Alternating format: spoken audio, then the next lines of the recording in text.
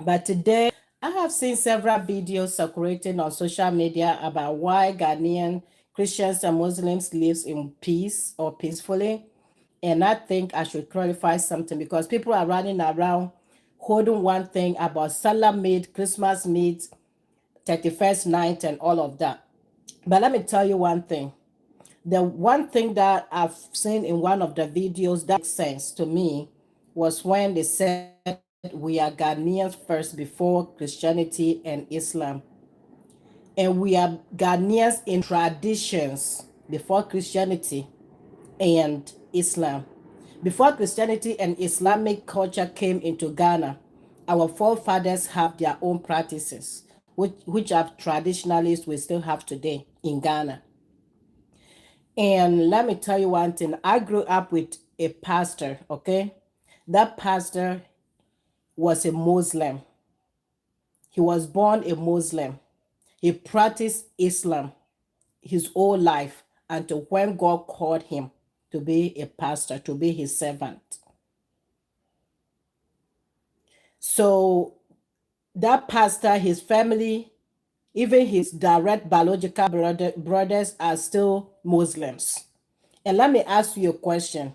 Is it that brothers of his as a pastor that he will go to be fighting them because they are Muslims? Or is it his brothers who are Muslims that will be fighting their biological brother who is a Christian? Would it make sense? Even the current president of Ghana, John Mahama, with the fact that he's now a Christian, John Mahama practiced Islam in his childhood. And he understand Islam. And now he understood Christianity. I mean, now he understands Christianity. So is it John Mama that still have his brothers and sisters who are still Muslims that will declare a war against Muslims? Or is it his brothers who are still Muslims that will declare a war against him because he's now a Christian?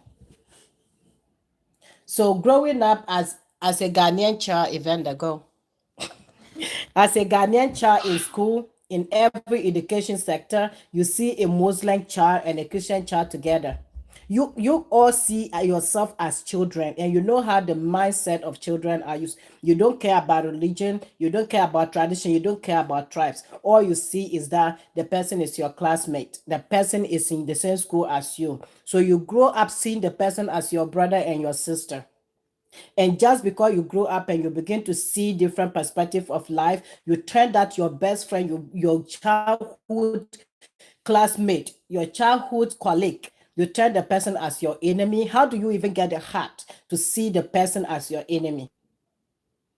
So this thing Ghanaians and Christians and Muslims are living together. It's not something that we just wake up one day and we decide to make peace. It's something that was embedded in us as children because you coexist together as children. You live in the same class. You feed each other in school.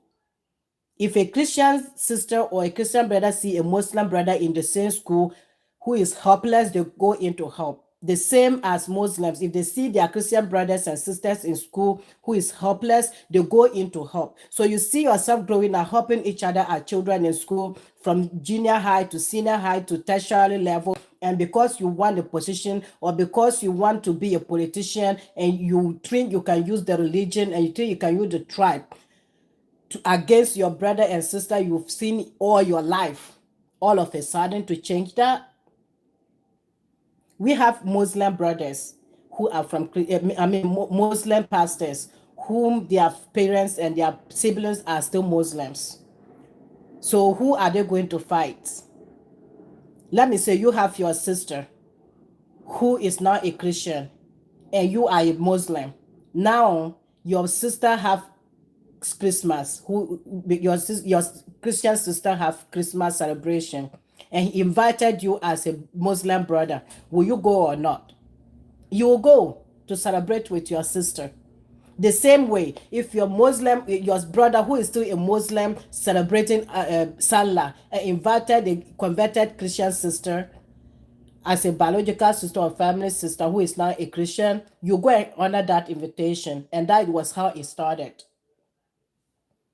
So I think that other countries or the other African countries to look into it and see what they are doing wrong with their children. It is not too late to build African children to think right.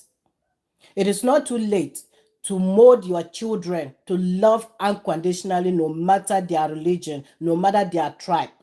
As long as you are all human beings, you have blood and breath running through your body. You have to respect that person, that soul, as human being first before you discriminate anybody based on what they believe in.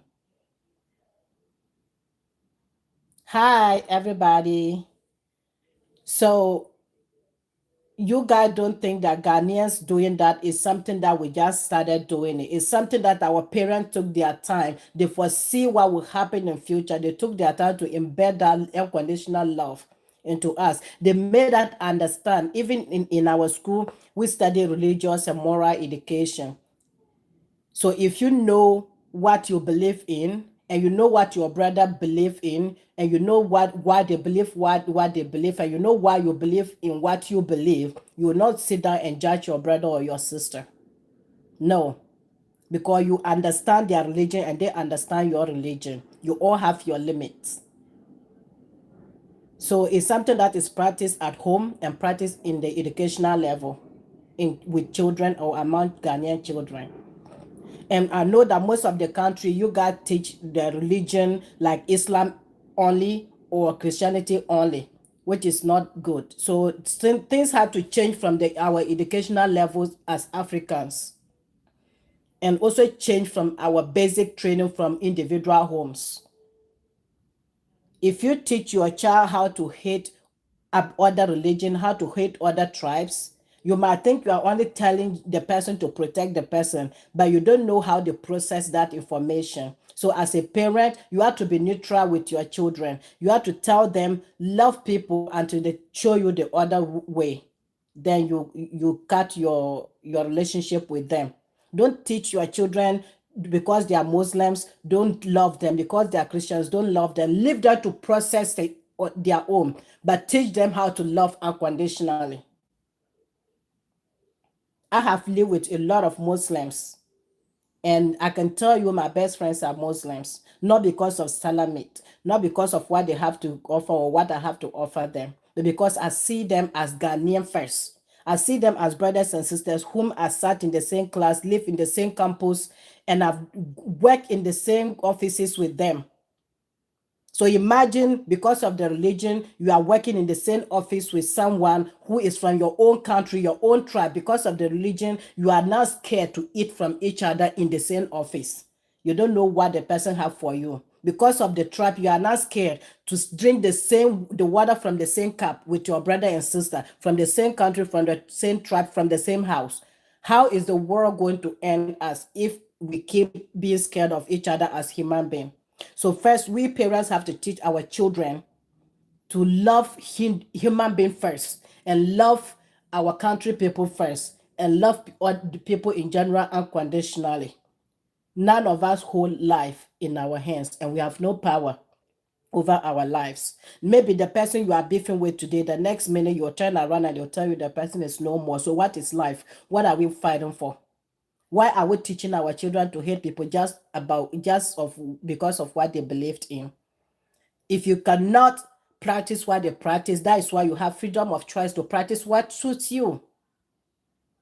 You don't go against someone. You don't hate someone because of what they believed in. If you think that their lives is in danger, you tell them what you think their life is in danger of the choices they are making. But it is not in your place to force them to do what you say. Just lend them your voice, and the choice is theirs.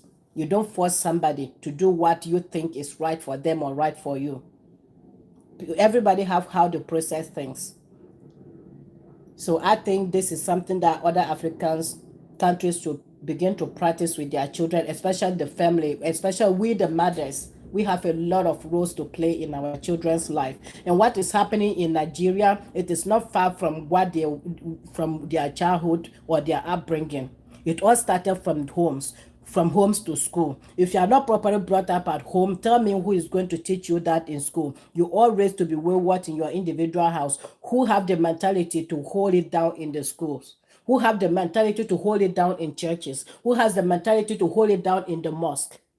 So that is how it started. So I think Nigerians parents can see the other aspect of life, and they should begin to embed that in the heart of their children. And that will do them good in the next 15 years to come. So this is what I said I should clarify or lend my voice in that topic. I urge everyone to have a beautiful day and beautiful morning, beautiful evening. And thank you guys. Don't forget to give me a subscribe. Let's grow this channel. My other things I do here is I help people connect with their future partners. So and I have a one girl. If you are a Caucasian, that was her choice. So I am not making anything up here or trying to discriminate. She want a Caucasian guy to marry. So if you ever come across this video and you are a white guy who is between 40 to 50 years, please leave me a comment in the comment section, and I will introduce you guys together. So have a good day, everyone. Love you all.